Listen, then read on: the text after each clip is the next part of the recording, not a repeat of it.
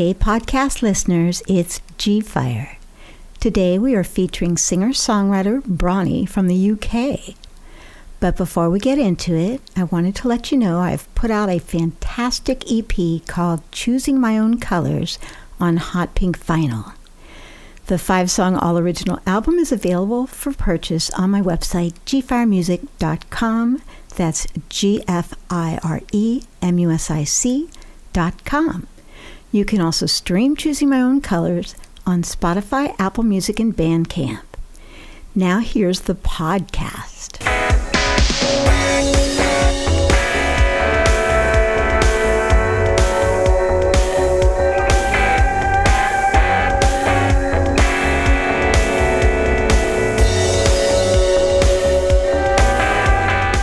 Hello? Hey, can you hear me all good? I can. Can you turn yourself up a little bit? Yeah, I can turn myself up.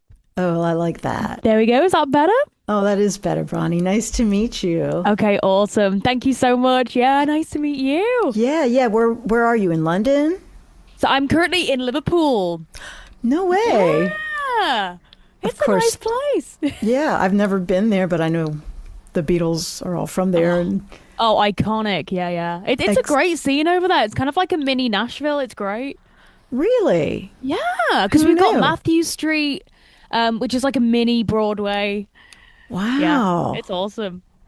Well, let me run down my little podcast questions. Where are you from originally? Are you originally from Liverpool? Yeah, always from Liverpool. Oh, gotcha. Well, again, it worked out for some other people. And what drew you to being a singer-songwriter? Ooh, well, growing up, I mean, I loved music, I loved country and all that, but it was kind of my parents. When I was 8 years old, they took me to see Britney Spears. Ooh. That was my first ever concert. And from that, I kind of just got obsessed with wanting to be on stage, classic, singing in your hairbrush in your bedroom. And then I started doing musical theatre as a kid. And then from that, I loved singing. So it was kind of when I was 15, 16, I decided that I wanted to start songwriting as well. And so you wrote your first song when you were like 15? Yeah, I was 16, I believe. It was called Stay. And I wrote it. It was the craziest thing. So I was dreaming and I had this melody stuck in my head in the dream. And then in the dream, I was telling myself to wake up and write this song. And I'd never even thought I could write a song or anything like that. So yeah, it kind of happened from me being asleep, which was great. Yeah, that's amazing. Yeah, it was that's awesome. Like a gift from the universe, basically. Mm-hmm. Oh, I'm all about those messages. Oh, me too. Sure. I You gotta love listen. all that stuff. All right. Well, now the song I have is sort of country. So what got you really into country music? Your parents? Yeah, I'd say my parents. So growing up, I mean, my dad loved rockabilly. So he was in rockabilly bands growing up, like the Stray Cats. He loved the Stray Cats, Imelda May, all these bands and artists. So I was getting into rockabilly. Obviously, my mum loved Shania Twain in the 90s. Whose mum didn't? So yeah, it kind of got me into that. But I also loved like pop punk growing up and those kind of genres. But I'm loving country. Yeah. And now, what caused you to get like on this great path where the BBC is recognizing you, you're getting tunes on the charts and stuff like that? What kicked that into a higher gear? Wow, I guess social media. I started doing YouTube covers when I was 16. This is like 2014. And from that, I had people like Ryan Seacrest sharing my covers, Louis Tomlinson from One Direction. So I was kind of getting a fan base from all these celebrities sharing my videos, which was great. I was only in high school, so I used that. I stuck with the fans, kept making. I'm very close to my fans, and my fans know a lot about me. So I've been vlogging for years, just even going into the studio and all that, so they can really get to know me. So I feel like, there's a connection there. So I've managed to keep, a lot of the fans since 2014, really. 2014, that's 11 years. Yeah, it's a long time. Feeling old. Okay, great. So you got noticed on YouTube by all these famous people, and I think in your press release you've got like 500,000 followers there. Or... Yeah, so across all socials, it's 500,000, which is kind of scary when you think about it. But it's great. I love kind of welcoming people into my world and all that. And yeah, you're like you said, you're a vet now, having done this for 11 years, and that's really what catapulted you, into BBC. Who was the first one to reach out to you? Like, because you were doing covers. So when did it turn into your own songs? Yeah, so I was 16, that was 2014, I think. I released my first song in 2015. Okay. So I was kind of doing covers for a year, just getting a fan base of, people who will probably like similar music as, the ones that I'm releasing. And so, yeah, it kind of took a year to get into it and then decide, what songs I want to start writing. And yeah. So about age 17, you put out your first single? Mm-hmm. And what was that? So that was a Christmas song, which feels so weird to release as my first one. But I studied at Paul McCartney's music university college for a year. Okay, that's in Liverpool, I assume, right? In Liverpool, right. Yeah. And one of our assignments was we had to write a Christmas song, and it ended up everyone had to get graded, and it ended up breaking the LIPA, because it's Liverpool Institute of Performing Arts, that's the school. It ended up breaking the record for the top songwriting score. So I was buzzed off that, and so I thought, okay, do you know what? I'm gonna release this, and because loads of my fans wanted to hear it. And then about 6 months later, I released my second single. Very cliche. It was called "High School Sucks." Those were back in my pop punk days. Sure.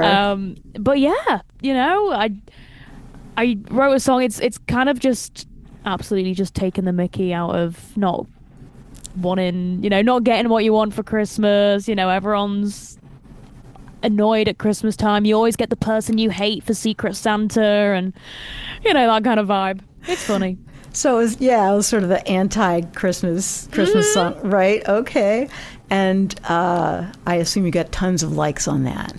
Yeah, it's fun. It comes around again every Christmas, so it's a great reminder. When you released it, okay, did you pay for a recording studio and all that kind of stuff? And then did you put it, how did you get it out there? Yeah, so I worked, so I went to university, then I worked at a golf club, pouring pints. Okay. Very, very superstardom. So I was working that job, saving all my money to hire out a studio and get recordings. That took a couple of months, and got it all done, mixed and mastered, ready to go. And it was great because I really felt like I worked for this, going to uni. I've been songwriting in high school. I've been working this job, paying for it all. So it kind of gave me the bug of, work even harder and, great things will happen. And yeah. And did you just uploaded it to YouTube and then? Yeah, so I uploaded it to YouTube. It was on iTunes, Spotify. Right. So if anyone were to scroll down, they'll see my first single was Modern Day Christmas. Modern Day Christmas. I like that title though. That's cool. Yeah, it's a vibe. And so then, how did you first get on? What was your first single on the charts? My first single on the charts was a year later. I released an EP and it had High School Sucks on, Social Rejects, Imaginary Friend, and I think another acoustic version of a song. But that ended up, it was number 3 in the UK rock charts, wow, which was awesome. Yeah. Yeah. For a first EP, and yeah, it was great. Now, did you have a promo team behind you for that? No. So totally independent. I've never had a manager. My team is, my tour manager, Mark, he'll help us out. My drummer, Chris, he also plays bass for me. And then my producer, Pete, is also my guitarist. So we're kind of just we're all best friends, and we all kind of just help out. And yeah, I've been doing it myself the whole time. Wow. Because I got contacted by your current publicist. Oh yeah, Rachel, So, she's awesome. Yeah. So is this the first time you've actually used a publicity team? Really? First time? Yeah. I know. That's great. Are you still doing the golf day job? No, I actually got fired on my birthday when I was 18. So, Well, perfect, punk sort of situation. Exactly. Right, exactly. Oh, wow.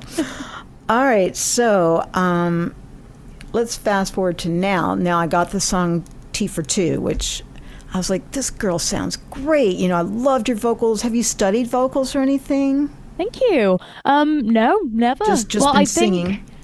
I think doing musical theatre as a kid kind of helped me with the emotion when it comes to recording songs. Absolutely. Sure. So you were a theatre kid. Yeah, I loved it. Loved a bit of musical theatre. I just couldn't dance, though. I've got 2 left feet. You do not want to see me on the dance floor, girl. Well, musical theater's loss is now country rock's gain. So, all right. I saw that you went to Nashville to do some co-writes. Was this song one of the co-writes? No, so I wrote this song pretty much exactly a year ago. Okay. In this studio. Yeah, so one of my fans told me, because I sometimes I'll do TikTok live streams playing music and all that to everyone, and one of my fans told me that her boyfriend had just broken up with her, and so everyone in the chat was popping off, like ways to get him back. And I was like, poison him, like as a joke. And then I was like, wait, that's a really good song concept, like Tea for Two, but it's a deadly tea party. So I thought, okay, I'm going to clock that. And then, wrote it afterwards. I wrote the music with my guitarist, Pete. And then when he was adding all like the little riffs and all that, I was sat next to him. I was coming up with the lyrics. We both finished at the same time and we were like, oh, I think the song's written. So we started recording vocals for it and it was done in about 2 hours. It was great. Yeah, quickest song ever. That's amazing. From the first song being from a dream, and then this song just being from sort of random TikTok chat. Yeah. And then all of a sudden you finished up this whole, story in 2 hours. Well, good. That's kudos. That's really fun. Thank you. All right. Well, here's what I'll say. Let's let the listeners listen to Tea for Two by Bronnie.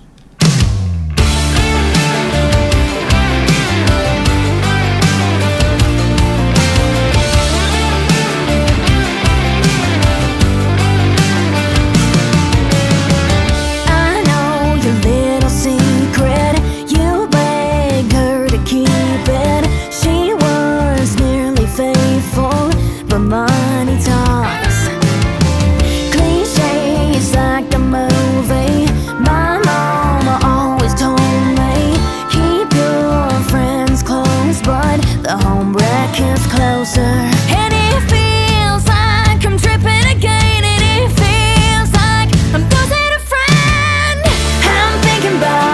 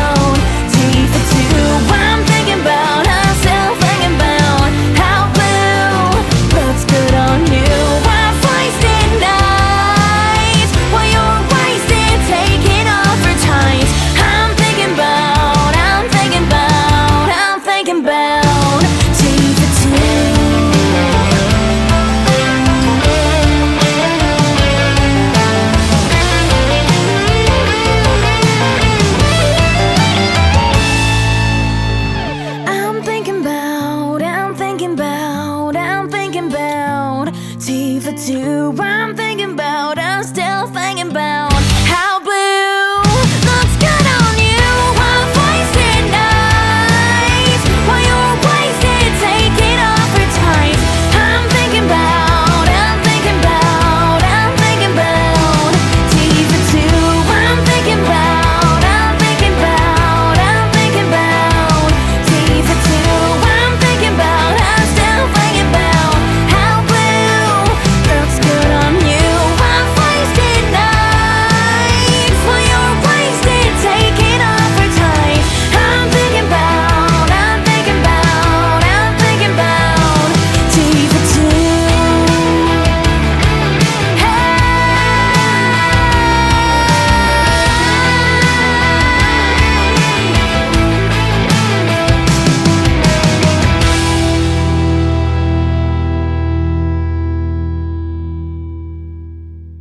It almost has a punk feeling around the lyrics, right? Mm-hmm. But it Yeah, sounds that was the aim. yeah, but it sounds country, you know?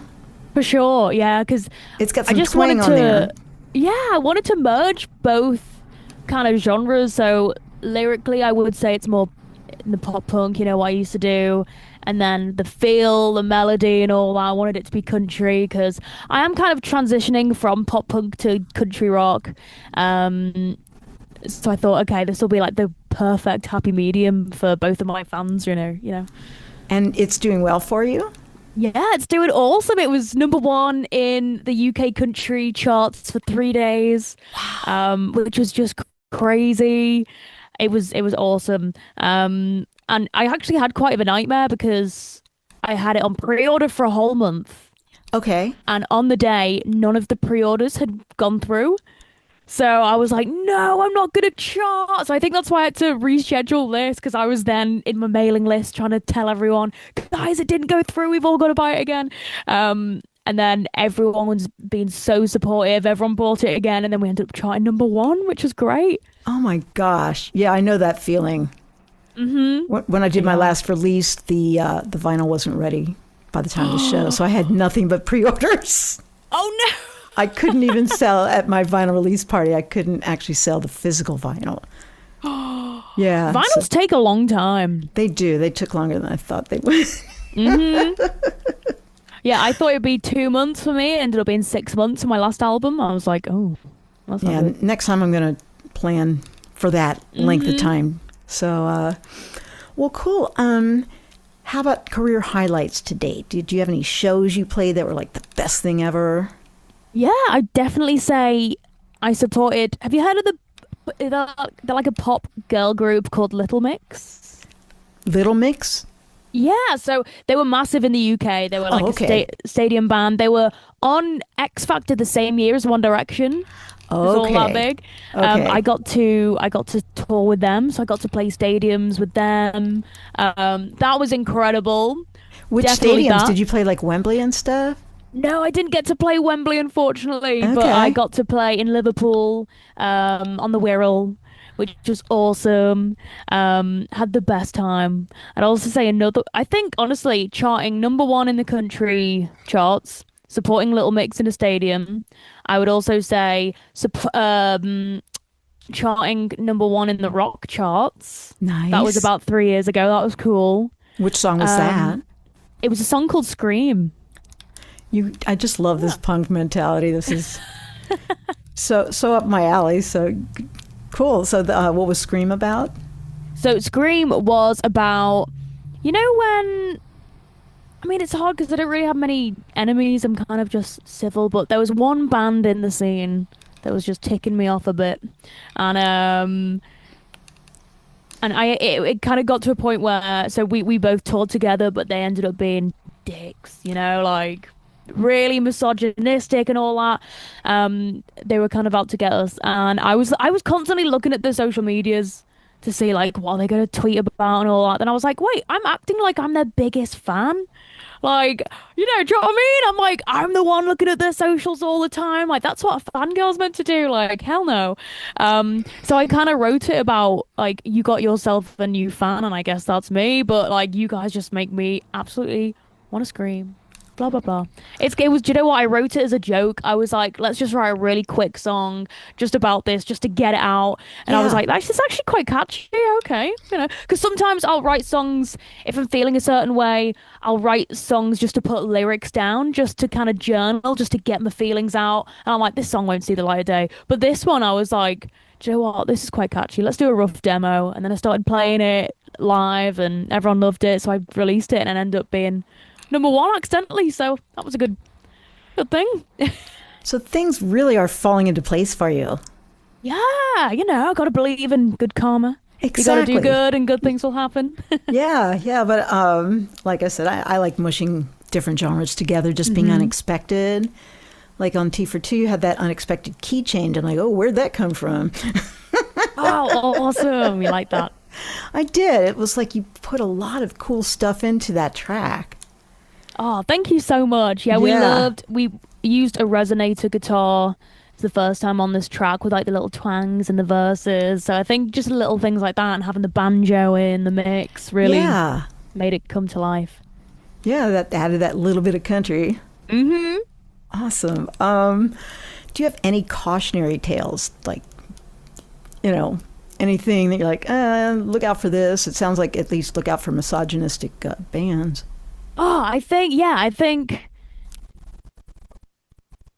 most people most people I've met in the music industry have been absolute sweethearts. Yes. But always, you gotta.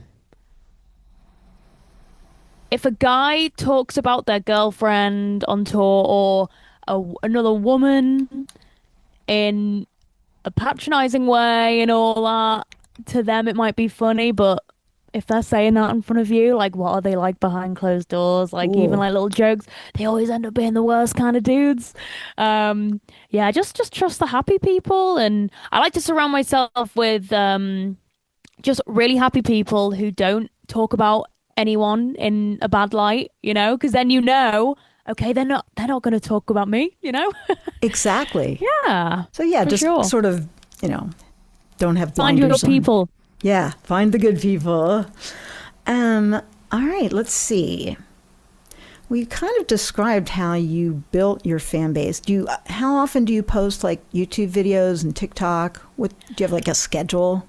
Yeah, I haven't really posted YouTube in a while, I mean, I Okay. posted a thank you video the other day, but TikTok, it's kind of like 1 or 2 videos a day. Instagram, a couple of videos a week. But on my stories, I'm always, every couple of hours. It's like another full-time job, social media. Exactly. Well, that's good that Yeah. you're treating it like that. Oh, totally, yeah. Because at the end of the day, I always say this, like a lot of people, we kind of love and hate social media from an artist's point of view, because there's sometimes, you really want to be writing a song instead of posting, but you go, this is free promotion. Are you telling me years ago the Beatles wouldn't have used social media? Of course they would, they'd be all over it. So you just gotta, you never know who's gonna be watching a video. Wow, that's great. You don't even know how it coalesced, though, in the beginning. How did Ryan Yeah, Seacrest find you? It just happened. I have no clue how. The algorithm was doing me favors that day, and he saw it and shared it. Yeah. Well, let's see. Okay, this song, this podcast will come out in a couple months, so whatever you're doing now, it's already 2 months old, so or 3. But how many songs are you releasing? Is T for Two part of an EP or an album? Yeah, so it's going to be part of an album, which will be coming out next year. I can't say what the title is or anything. I'm sorry. No. But that means, when this comes out, people will start looking forward. Yeah, so your there is new an album in the works. It's a 3rd Okay. single. Yeah, exciting. Do you have any brushes with greatness that you, like, did you meet anybody cool in Nashville, or have you, been around people that you've admired that you actually got to meet? Yeah, so I met Paul McCartney a couple of times. He's awesome. He comes I've to the met- school? Yeah, he came to my my university a couple of times. I bumped into him when I graduated, because I did a foundation year, which was like all 3 years in one. So it Okay, was, gotcha. hardcore for a whole year, a lot of work. But So I got to finish 2 years early instead of, keeping on going. So I just wanted to get out there and tour. So I got to meet Paul McCartney on my graduation day as well. He gave me my certificate, which is great. I've Nice. been able to meet people like, Meatloaf, Alice Cooper. Yeah. Where'd you meet them? Oh, this was years ago. This was at a show in Wales. They were both there. And I'm trying to think who else. Like Harry Styles and those kind of people. But I get more excited about the rock stars.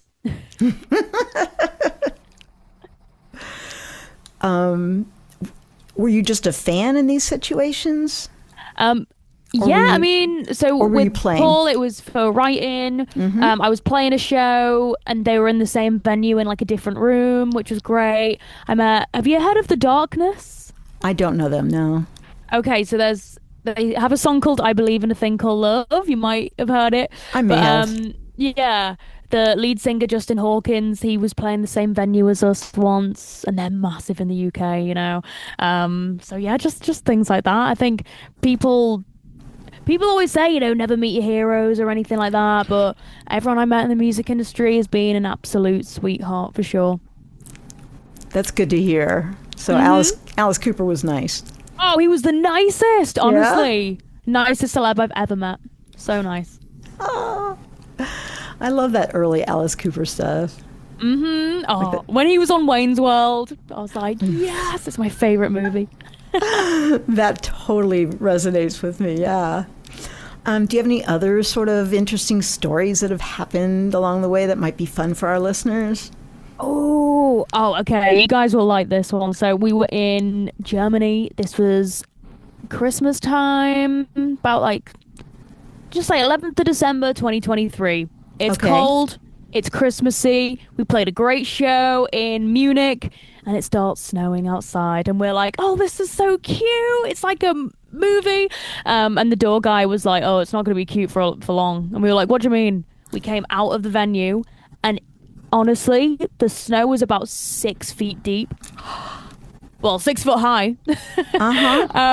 We couldn't get out. The tour bus couldn't get out. So we were trying to move it. We were getting hot drinks, trying to melt the ice and all that because we had a show the next day. We ended up, a load of fans and all that were shoveling the whole drive so we could drive out. We drove back to the airport. Well, the hotel, which was right by the airport. But we ended up getting stuck in the biggest snowstorm in Munich in 100 years in Germany. No. We were like, no. So we get to the hotel. All of the staff have gone because there was no one else coming in. They had shut the airport. I couldn't even see my hand in front of my face. We were like, how the hell? So we ended up getting out. We broke into the hotel. Oops. And then but then there was no one to check us in, so we kind of went behind the desk and we were like, okay, there's got to be some spare room keys. And it was like the heavens had answered us. There were angels singing. We found a load of room keys, so we were just going around the hotel. It was empty. We had it all to ourselves. And we all had a room each. It was great. So we got Did you to find stay some there. food?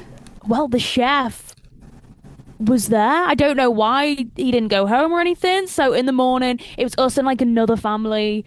So we all just had a lovely breakfast. And then we were all getting our coffee in the morning and putting it on the tires to try and melt the ice. And then we finally got out and we made it to the venue the next day. We had a 7-hour drive, but we made it. Where was coffee the show? helped us. It was in Leipzig, I think, but it was a 6-hour drive. I've been to Leipzig, actually. Oh, awesome! I love that. That's where Bach lived for a while.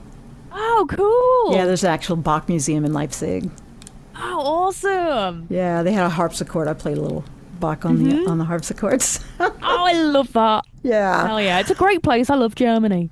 Oh my gosh, me too. That's amazing. You got out of this biggest snowstorm, and you made it to the next gig. That's wow. We came to the venue, I think 10 minutes before we were meant to start. So the band just gave us all their gear and they were like, just get on stage, it's going to be fine. Oh my gosh. And yeah, it was great. We made it work. Wow. And they didn't have as much snow in Leipzig? No, it was all No. good. It was all A in little bit of Munich. snow, but not too bad. That's Yeah, that's a really right really where we great. were. Yeah. You were right in the right place at the right time. Well, is there anything additional you want to add that I haven't brought up? Any plugs? Do you have a I don't think website or do you so. just do socials?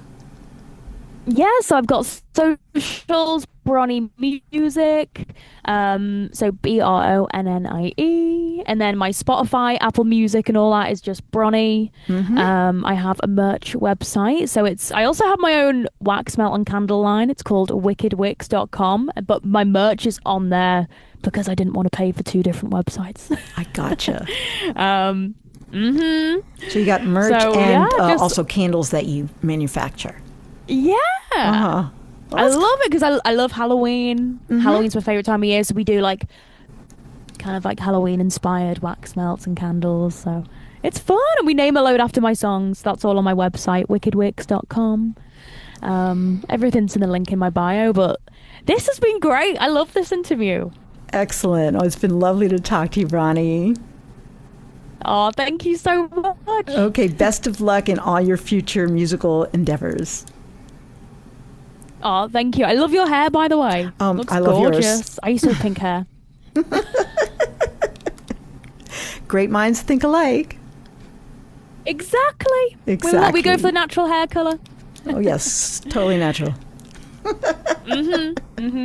Yeah, no, my hair is like naturally nearly black, so Right. a lot of bleaching is done. Me too. Yeah. We my rock hair's- it though. Yeah. Nobody will know that I actually dyed this. Anyway. All right. So, yeah, you got wickedwix.com. You're all over Instagram, TikTok, and YouTube videos, all that stuff. Yeah. All right. Well, have a great evening. Oh, thank you, you too. I'll see you soon. Okay. Bye-bye. Awesome. Bye. Bye-bye. Door closes, another one opens, another one.